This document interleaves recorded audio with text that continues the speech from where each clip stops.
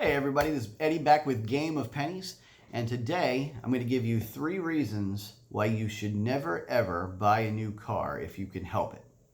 Now before we get into this, I want to give you a quick disclaimer. For most of the advice I give on all of my channels, on all my videos, is going to be centered towards people who need a little financial push here and there. People who are living week to week, check to check like myself. It's not really centered around those who already make, $1 million a year. If you're making a 6 or 7 figure salary, many of the things that I say won't really apply to you. Some of them will, and some of them will still be some good tricks for pinching your finances and getting a little extra edge in the right direction. But for the most part, I'm about to tell you, for example, not to buy a new car. If you're rich, you can buy all the new cars you want because number one, your finances can absorb the loss. It doesn't really matter to you that much if you lose money here and there because you've got enough money to supply the replacement. Number two, especially like let's say you're a high scale sales manager, there's a value in image. So understand, and this is for anybody who's in sales or anybody who really needs the image to promote themselves. There's a value to having a nice car, to wearing a nice suit, to looking the part, because sometimes projecting success can bring more success in your favor. So that there is a value there, so that may offset the cost of a new vehicle. So don't completely discount what I'm saying if you are one of those who needs the image to support your life. But like I said, if you're rich, you can afford the luxury. That's the joys of being rich.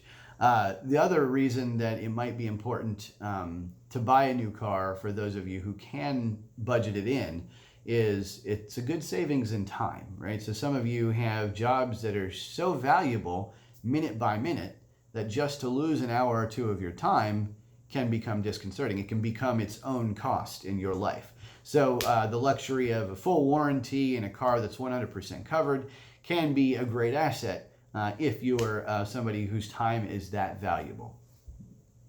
But let's talk about, for those of you that are like me, the rest of the world, basically the non 1 or 2% of America, those of us who have to make ends meet. I recommend that you don't ever buy a new car, and this is why. There's 3 reasons. Number 1, depreciation. That's the beast, right? Everybody knows that the moment you drive a car off the lot, it's no longer new. You lose thousands of dollars like that. Now, let's say you've got a $30,000 car, brand new car, and then $30,000 is pretty cheap. So that's like your sedan, relatively low-end sedan with not too many bells and whistles on it. Your nice Honda Accord with not too many bells and whistles, right? You're looking at 25, 30 grand. Now, the moment you drive off the lot, that car is no longer new. It's worth 20 grand max. You just dropped a good, fourth of your value. I got this figure from AAA. I've heard that the average depreciation of a new vehicle in 2017, 2018 was $15,000 in the first 5 years. So that's 5 years, and your $30,000 car has halved itself in value. And guys, remember, that's a cost that you're paying whether you actually see it or not. Now, you're not going to think that you're losing $15,000 because it doesn't feel that way, right? These car companies come up with these great financing plans. They make you pay month by month instead of, all at once. So it feels like you're not actually losing $15,000, but you are. And I guarantee it comes out of your household finances eventually. If you saw my budgeting video, we talked about the cost of needing to buy a new car. That's effectively what depreciation is. Eventually, cars wear out, just like human beings. So depreciation is a beast. That's like probably half of the cost of a vehicle overall. Basically, almost no matter what vehicle you drive, that's almost a half of your cost every single day that you drive that car, every single mile you drive that car. And most people only think of the gas money. So there's 3 main costs of the vehicle. There's depreciation, there's fuel, and then there's repairs and maintenance. So those are the 3 things you have to keep in mind when you're driving a vehicle, what it costs. And certain vehicles have better costs than others. Basically, the general rule of thumb is the bigger the car is, the more expensive it is.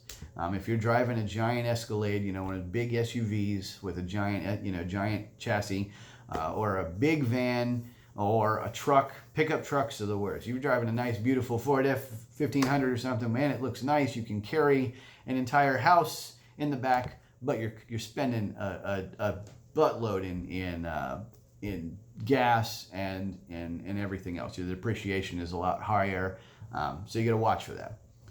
So depreciation is the number one reason why you should probably never buy a new car. You don't have that problem if you're buying from a private party. Your car doesn't just depreciate like that overnight. As a matter of fact, if you're buying from a private party, it barely depreciates at all. A little bit, because it's from like first owner to second owner, third owner, that kind of thing, but very little. The next thing that will hit you hard if you buy a new car is the dealer. All right, now guys, I want to tell you something. This is a trade secret, so keep this between us. Dealers make money. That's right. Dealers are in this game for profit. It means they sell vehicles, and their sole purpose of selling a vehicle is to make money off of you.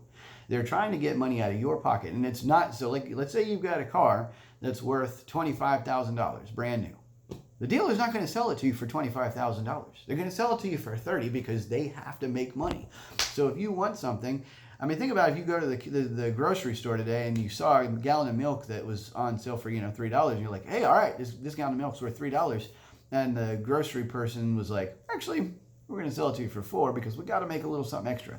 Think about it that way. Now, the grocery stores also have their profits built in, but so too do the dealers. So understand that when you buy a new car, there's a portion of your money that you are just putting right in the dealer's little pocket. That's what you're doing.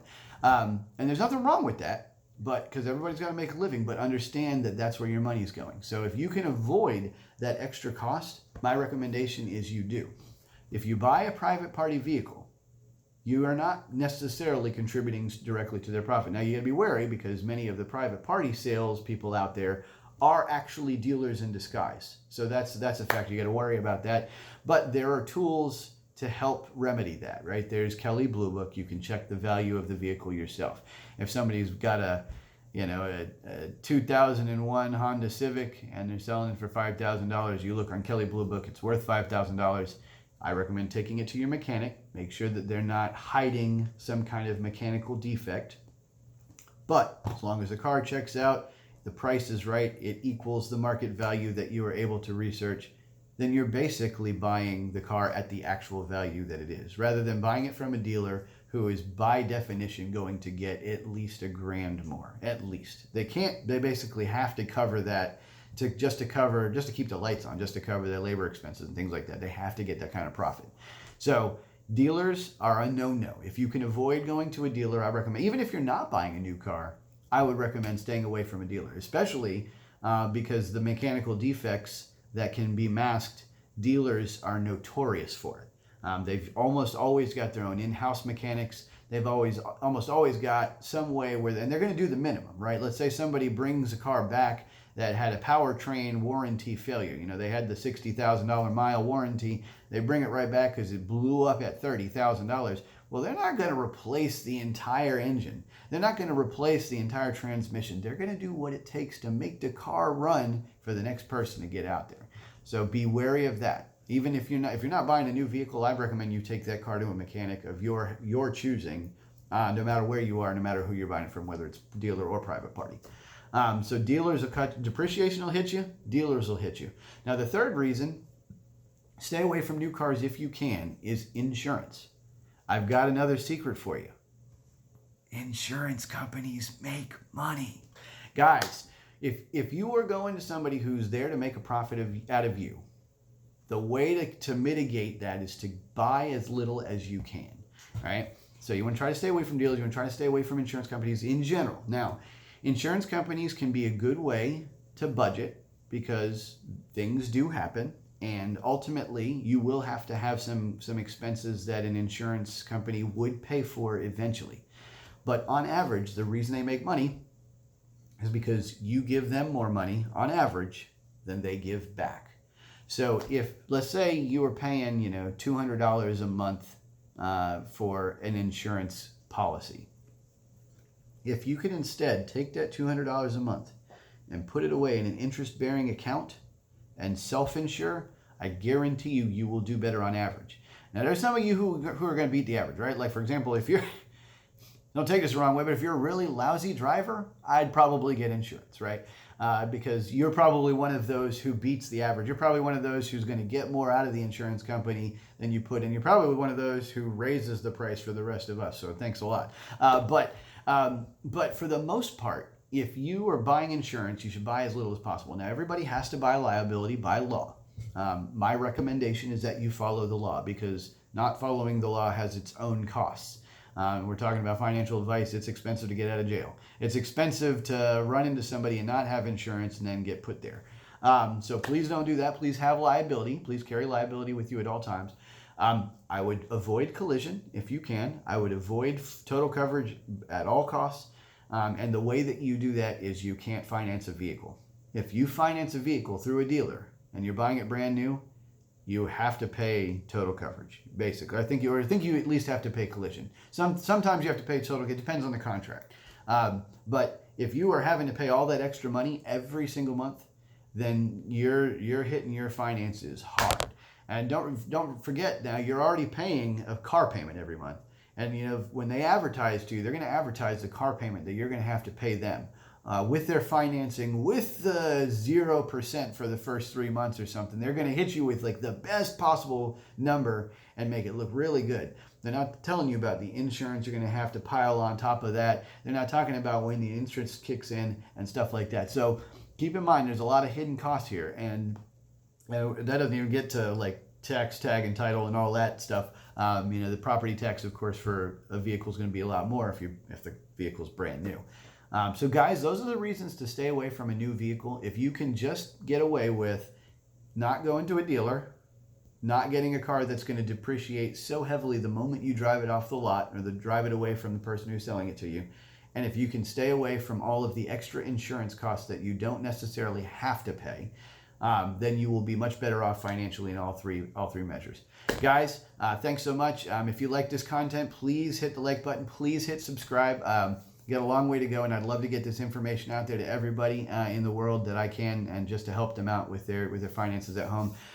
If you have any comments or any particular scenarios that you ran into, anything that you want to share as a story about the time that you got a car from a dealer or something, please comment below. I'll be happy to respond. And thanks so much. Tune in for next time.